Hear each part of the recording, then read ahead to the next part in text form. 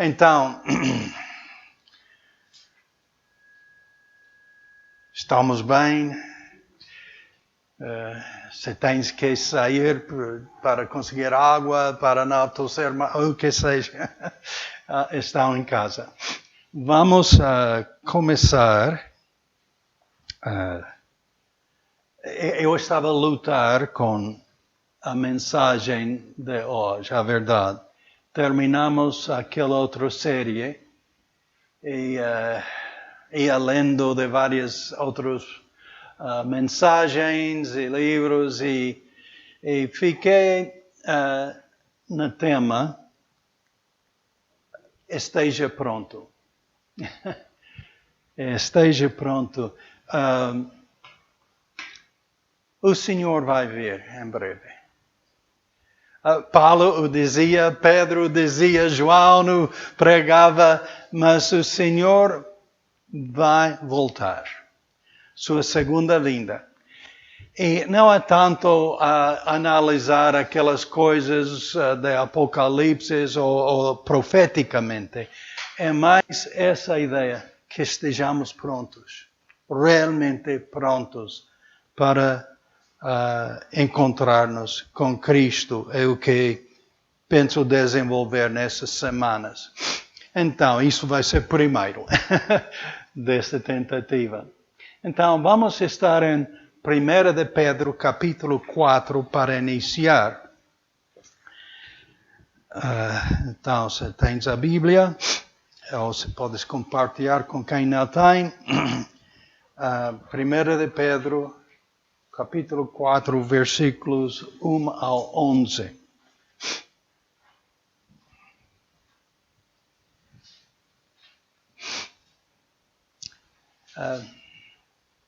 Vamos orar mais uma vez. Senhor, ajuda-me a concentrar bem na mensagem que nos tens dado para hoje. E que seja assim. Não queremos só apresentar nossas ideias ou coisas assim. Que seja Teu Espírito a edificar-nos e ensinar-nos, repreender-nos, corrigir-nos e instruir-nos em toda justiça, para que sejamos Teus servos, preparados para toda boa obra, para ser testemunhas e honrar-Te neste povo. Em nome de Jesus oramos. Amém. Deixe-me desligar isso para não interferir.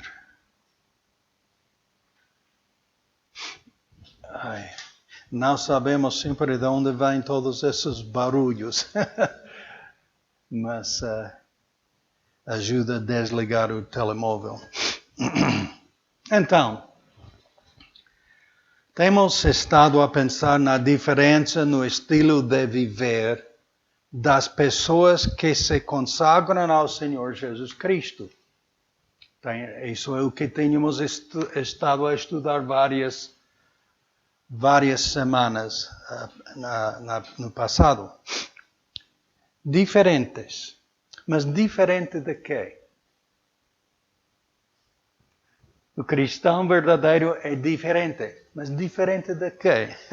Então, o servo de Cristo é diferente do mundo que não acredita que Jesus Cristo é Deus, que veio a este mundo num corpo humano tal como a Bíblia descreve. É diferente porque o verdadeiro cristão acredita que o que Jesus fez na sua vida, morte, sepultura e ressurreição é a obra de redenção que cada pessoa de todo o tempo precisa para poder entrar na presença de Deus, para ser perdoado e obter a vida eterna, ser salvo, nascer de novo como filho de Deus. É um estilo de vida diferente porque Deus insiste que aqueles que creem em seu Filho sejam conformes a Ele em tudo. É diferente porque não depende de uma religião ou filosofia governado pelos homens, mas de uma fé direta para com Deus por meio da sua palavra. Diferente porque coloca a importância da vida na vontade de Deus, não na vontade do homem. Diferente porque reconhece a verdade que não há nada que o homem pode fazer para agradar a Deus, além de arrepender-se e acreditar em Jesus Cristo. Diferente porque exclui todas as outras fés, sistemas religiosos, deuses, personagens superiores e os torna falsos e pecaminosos. Diferente. Diferente do mundo. O mundo descrente odeia o que se chama a intolerância da Bíblia e da fé cristã. Exclusiva e diferente é a fé que Deus provê por meio da sua palavra. O ódio e raiva que o mundo religioso sentia para com Jesus, que sentia para com os profetas que anunciaram a vinda do Messias, para com os discípulos do Senhor, continuam a se sentir hoje à volta do mundo. As cartas às 7 igrejas de Ásia, que já vimos no livro de Apocalipse, precedem a descrição do ódio e raiva do mundo descrito por Jesus a João, que se manifestará nos últimos dias antes da segunda vinda do Senhor Jesus a este mundo. Então, o crente que presta atenção na palavra de Deus sabe que estamos nos últimos dias e que logo virá o Senhor para arrebatar todos os seus para estar consigo no céu, onde Ele tem estado a preparar a nova Jerusalém para receber os crentes, sua noiva. Embora nenhum homem saiba o dia ou a hora em que o Filho do Homem retornará, Jesus diz que poderíamos perceber os sinais da sua vinda. Baseado na promessa e realidade da segunda vinda de Cristo e tudo o que acontecerá, tanto com os crentes como os descrentes, a Bíblia não somente nos chama a viver um estilo de vida diferente, mas também admoesta-nos estar preparados por sua segunda vinda. Sejam diferentes, não só por ser diferente, mas seguem-me a mim e eu sou diferente, Jesus. Então, o mundo não gostou do Senhor Jesus, gostava de seus milagres, gostava de ser alimentado milagrosamente, ou de ver a ressurreição do morto, ou curar um doente.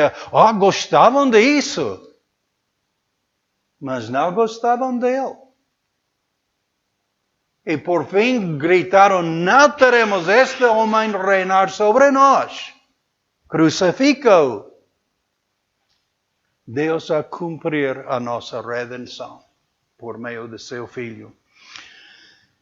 O apóstolo Pedro explica alguns princípios básicos pela preparação das nossas vidas para encarar sua vinda.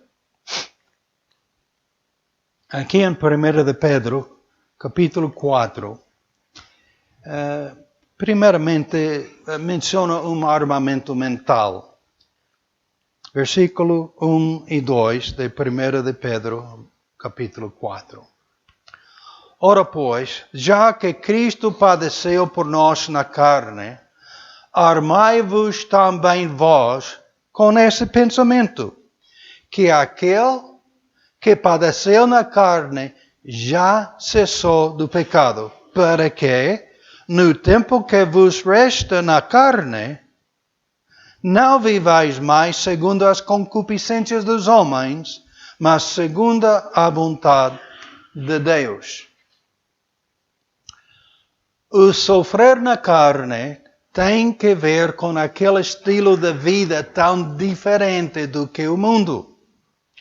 Algumas das 7 igrejas da Ásia que já vimos sofreram de várias maneiras, até a morte, por ficar firmes no testemunho da palavra de Deus e na sua consagração ao Senhor Jesus Cristo. Quando um crente consagra-se ao Senhor e esteja disposto a sofrer por ser-lhe fiel, deixa atrás a velha vida, com todo o seu engano e atrações vãs. O que importa ao crente que está a crescer na sua consagração é fazer a vontade de Deus para o agradar. Já não vivo eu, mas Cristo vive em mim. Paulo disse em Gálatas 2:20. E o que agora vivo na carne, vivo-a pela fé no Filho de Deus que me amou e se entregou por mim. Fazer a vontade do Senhor. Já não vivo eu, mas Cristo vive em mim. É totalmente distinto da maneira que pensa o mundo à nossa volta. Então, é distinto do que quer nossa carne, não? Também. Então, mas é o chamado do Senhor.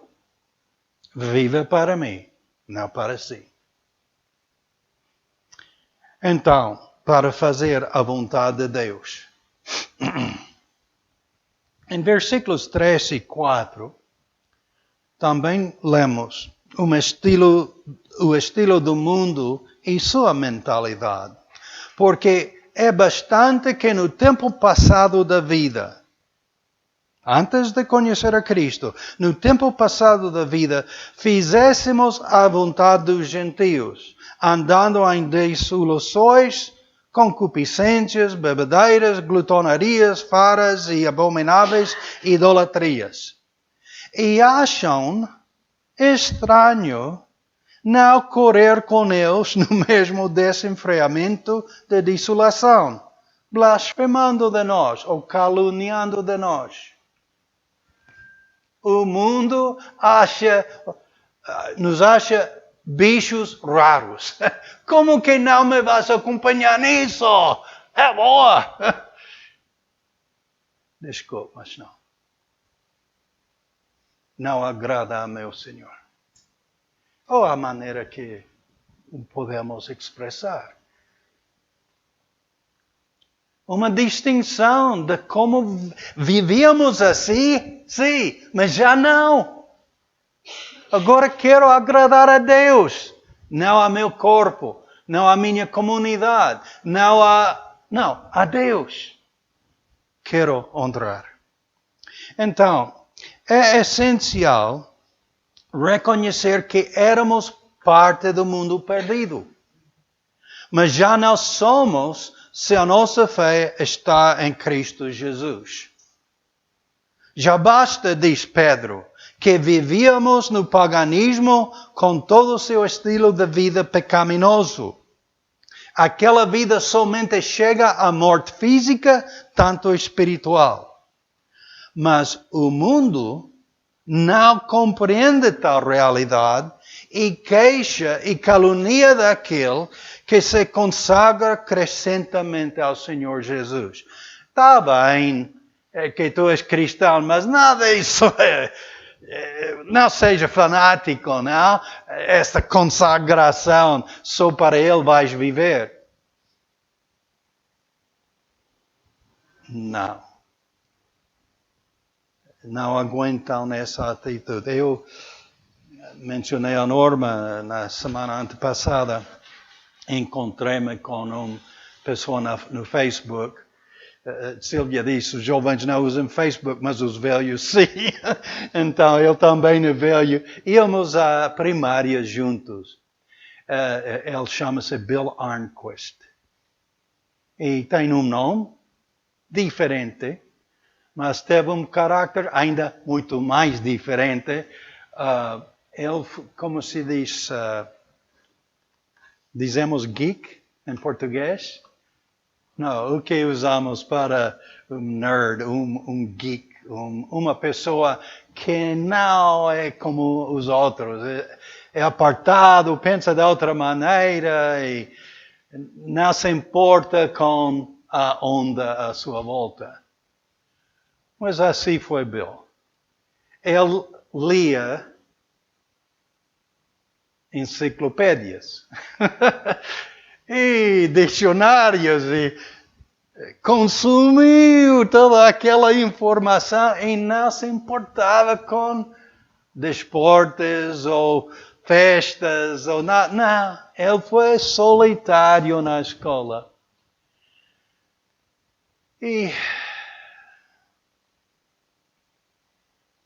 eu, ao aceitar o Senhor, há 10 anos de idade, muito jovem, mas graças a Deus pela palavra de Deus que me foi ensinado,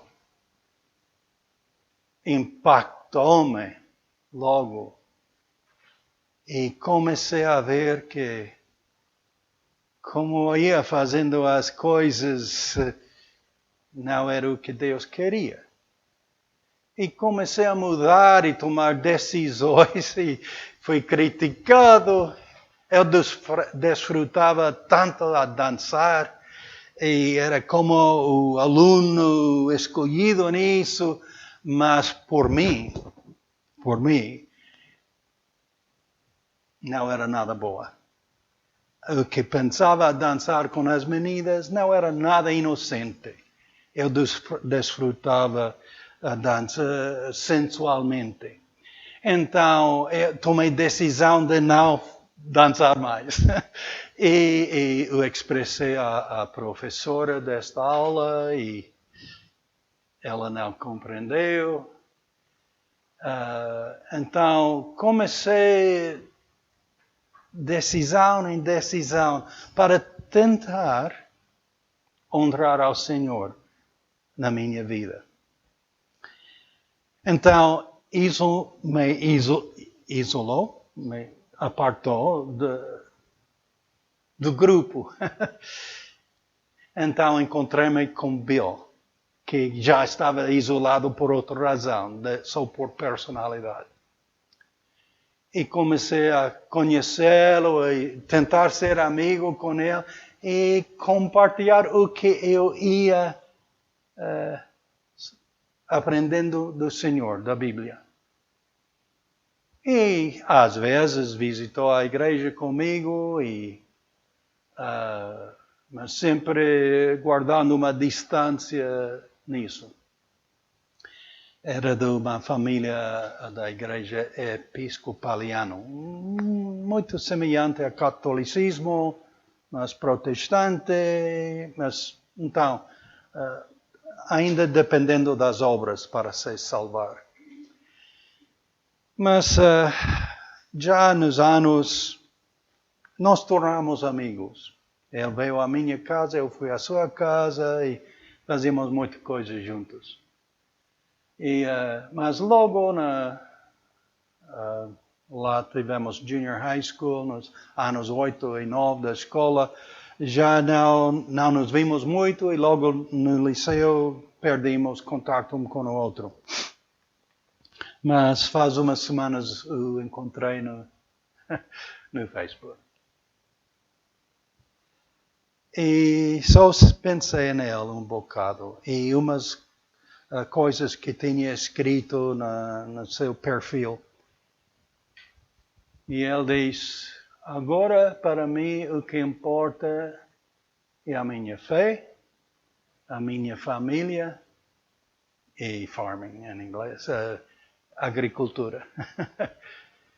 E comecei a procurar mais coisas que tinha mencionado. Então, não tenho falado, mas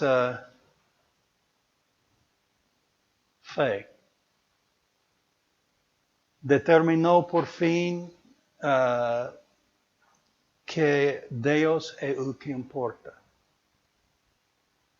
nunca se importou muito com as atividades à sua volta ou a opinião da malta. Mas, pelo menos, através de tudo que ia assimilando na vida, ele determinou que Deus era o mais importante. E, devidamente, em seguida, sua família. Então, o mundo acha raro que uma pessoa realmente se consagra ao Senhor. Não há ideia dos conventos ou monastérios e onde ficam presos e apartados totalmente do mundo. Mas viver no mundo consagrado ao Senhor Jesus Cristo, tentando dar testemunho dele às pessoas à nossa volta. Então, o mundo considera isso raro e não gostam. E até criticam, caluniam das pessoas. Assim é o que Pedro está a mencionar aqui. Logo em versículos 5 e 6, vemos um quadro do juiz e sua fidelidade, os quais hão de dar conta ao que está preparado para julgar os vivos e os mortos. Porque por isso foi pregado o Evangelho também aos mortos, para que, na verdade, fossem julgados segundo os homens na carne, mas vivessem segundo Deus em espírito. Há muitas opiniões quanto a este versículo e interpretações. Só queria focar nisso. Ninguém escapa os olhos como chamas de fogo, que vão julgar a todo homem. Todos prestaremos contas a Jesus Cristo, o juiz do universo, o Criador que nos amou tanto que se sacrificou para nos reconciliar com seu Pai. Até nos dias da sua sepultura, Jesus pregou a verdade de si mesmo, o Evangelho, às pessoas no paraíso e libertou os crentes pelo poder da sua ressurreição para estarem com Deus. É uma referência a Efésios 4:8 lá. Então Deus, o Senhor Jesus Cristo, o juiz de todos, fiel, tanto na sua obra de redenção, mas também na sua sepultura, pregou o Evangelho aos espíritos, aos mortos no paraíso. Fiel em vida, fiel na morte, fiel na sua ressurreição e pela eternidade, o Senhor Jesus. Versículos 7 ao 9. O fim e o amor. E já está próximo o fim de todas as coisas. Portanto, sede sóbrios e vigiai em oração, mas, sobretudo, tende ardente caridade uns para com os outros, porque a caridade cobrirá a multidão de pecados, sendo hospitaleiros uns para com os outros, sem murmurações. Como é para estar... pergunta, como é para estar pronto pela segunda vinda do Senhor? Como podemos estar prontos? Amar teus irmãos. Criar foco em honrar, servir, amar a nossos irmãos. Ele diz, o amor cobre... como é? Porque a caridade, o amor, cobrirá a multidão de pecados. Se nos amamos, inclui aqueles aspectos de perdoar, esquecer, pensar na outra pessoa mais importante do que mim, suas necessidades mais importantes do que as minhas. Amar. Cubre uma multidão de pecados. Me ofendiste. Sim, doeu isso.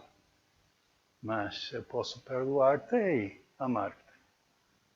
Posso honrar a Cristo. Posso morrer a mim mesmo e viver para Ele. Amar uns aos outros. Então, o amor serve uns aos outros, perdoa uns aos outros, esquece as ofensas e exalta o Senhor Jesus entre os crentes. O amor não se queixa do custo de servir e providenciar as necessidades de outrem. Se vais suprir, se tu vês que eu tenho falta em alguma coisa e tu queres suprir aquela necessidade, não queixes logo de quanto te custou. Não, assim não é o que o Senhor nos pede. O amor não se queixa do custo de servir e providenciar as necessidades para outrem. Esta passagem, Colossenses 3:14, sobre tudo isto, Pedro está a dizer amar para estar preparado pela segunda vinda, amar a teus irmãos. E sobre tudo isto, revesti-vos de caridade, que é o vínculo da perfeição.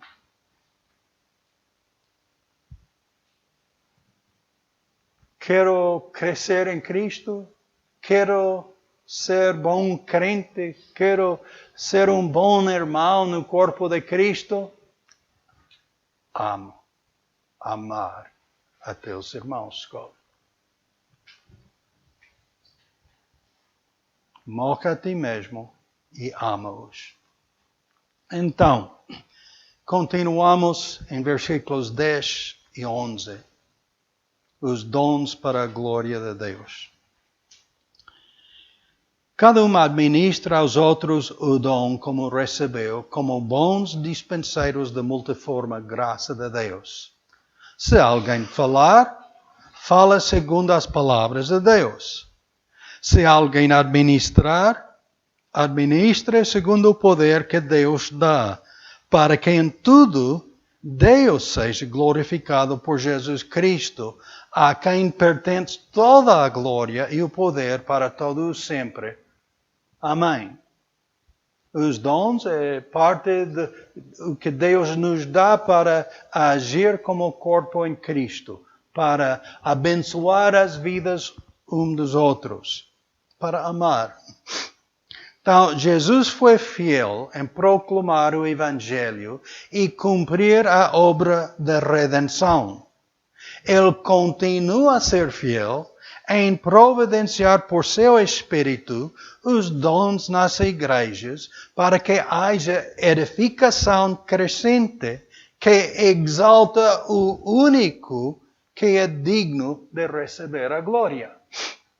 A edificação que os dons devem providenciar é com um só propósito. É para exaltar o Senhor Jesus Cristo. É para fazer-nos vê-lo por quem é, como é, quanto o devemos. Os dons devem magnificar isso. Então, a edificação crescente que exalta o único que é digno de receber a glória. Nunca há lugar para louvor ou glória um ao outro. Graças a Deus pela fidelidade sua na vida de Sílvia nesta grande tarefa de doutorado. Mas O agradecimento, o louvor, a glória pertence a Ele. Ele é fiel para ajudar-nos em todos os aspectos da nossa vida. Custa o que custar. Mas toda a glória, todo agradecimento é para com Ele. Todo crente que experimenta o crescimento na palavra de Deus começa a entender o quanto que a nova vida em Cristo é diferente da vida do mundo, daquela que antes vivíamos. Com o tempo, também reconhece que o espírito do mundo está oposto ao Senhor Jesus e aos que o seguem, e que custa honrar a Jesus com fidelidade. Também viemos a perceber que Deus é tão fiel e que vai premiar seus filhos que se consagram a Ele.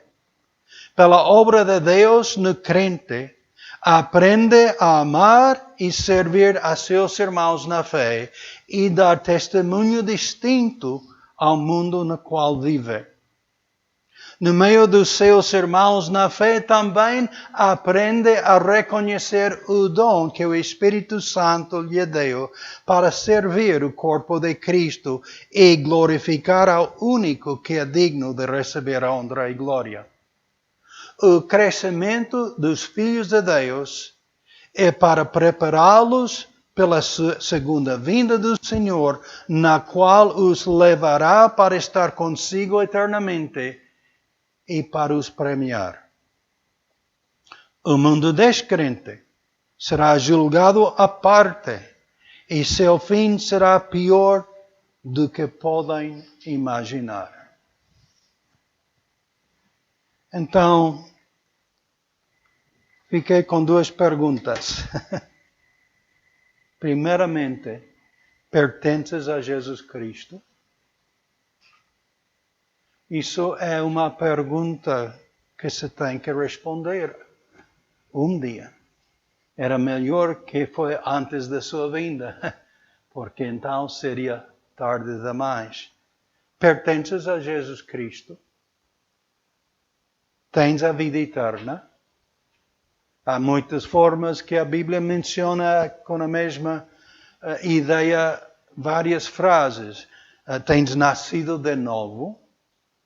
Acreditas de coração em Jesus Cristo? Dependes dele pela tua salvação? Pela tua eternidade? Pertences a Jesus Cristo? Paulo diz, de modo que se alguém está em Cristo, nova criatura é. As coisas velhas passaram, eis que todas são feitas novas. Então, a realidade de estar em Cristo, pertences a Jesus Cristo, é uma pergunta que cada pessoa tem que responder algum dia. Melhor agora. Porque se só perante Jesus Cristo tentas responder isso, quando sejas julgado por Ele, será tarde demais. Porque não pertences a Ele naquele momento, se antes não te humilhaste perante Ele em fé. Então,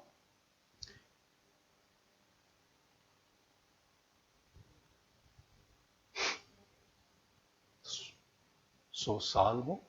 Pergunto próprio, sou salvo? Eu sei que sou.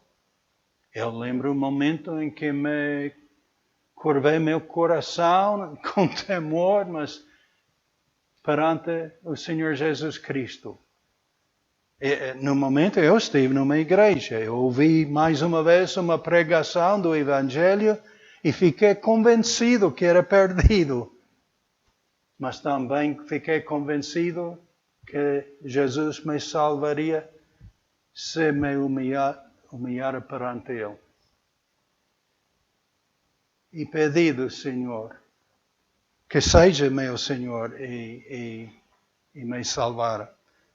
E me salvou. Eu lembro claramente o momento. Posso lembrar a pessoa à minha volta, porque foi uma decisão pessoal próprio para com Deus. E nasci de novo naquele momento. O Espírito Santo entrou e tornou-me propriedade de Jesus Cristo. O título da minha vida mudou. O proprietário já não era Satanás. Não sabia que era no momento. Mas Jesus comprou-me. Aplicou seu sangue a mim. E me tornou nova criatura em Cristo. Então, essa pergunta cada pessoa tem que... Deus quer que chegues a essa convicção que precisas de pertencer a Jesus Cristo. Humilhar-te em arrependimento e acredita em Cristo por quem é e pelo que Ele fez para te redimir e perdoar. E logo, se já és crente, e muitos somos, se já és cristão, essa pergunta, estás pronto para prestar contas ao Senhor? O mais que crescemos como cristão, o mais que reconhecemos, não é coisa ligeira essa pergunta. Estou pronto a prestar contas ao que me salvou, ao que me amou, ao que é Senhor, que me comprou com seu próprio sangue? Estou pronto a prestar contas. E Pedro usa essas ideias para chamar-nos a uma genuína santificação, a separação do mundo para ser consagrado a Deus. Porque isso importa a Deus. E agora é sua vontade que queremos viver. Não a vontade da carne. Não a minha vontade. Então, continuaremos a ver mais exortações de Pedro e de João, também de Paulo, sobre essa ideia. Esteja pronto. Por quê? Porque o Senhor está a vir. Então, vamos orar.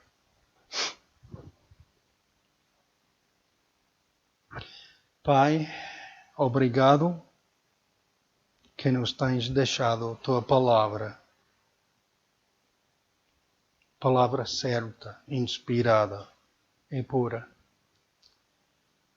Obrigado por cada pessoa que tens utilizado nas nossas vidas para apresentar-nos tua palavra, para testemunhar-nos, para encorajar-nos em Cristo, para edificar-nos. Obrigado, Pai. Tu és tão fiel e teu amor é real. E o pertencer a Cristo é real. E tu dás testemunho com nosso espírito que somos teus filhos por fé em Cristo. Não é oxalá. É uma certeza que tu nos dás. Obrigado por essa certeza. Então, no nosso meio pode haver alguém que ainda não te conhece, que não sabe se é salvo, que duvida de tudo isso. O Senhor cria a convicção e dê-nos a oportunidade de sentar ou abrir a tua palavra e simplesmente guiá-los a conhecer-te. Faça a tua vontade nisso. E nós que já te conhecemos, ó Senhor, tu sabes quanto te falhamos e ainda nos amas. Tu és fiel quando nós somos infiéis.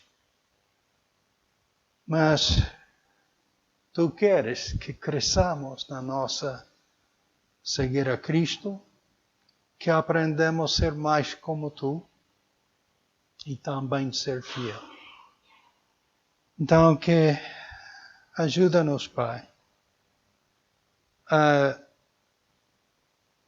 humilhar-nos perante Ti vez após vez, reconhecer as áreas de nossas vidas que não Te agradam, que não dão bom testemunho de Cristo, e viver essa transformação que tens insistido que precisamos. Então, olhamos para Ti, Te agradecemos a salvação que nos tens operado, e faça a Tua vontade no nosso meio, para que Cristo seja tudo. Que juntos aprendemos mais e mais honrá-lo, servi-lo e glorificá-lo. Em nome de Jesus nós oramos. Amém.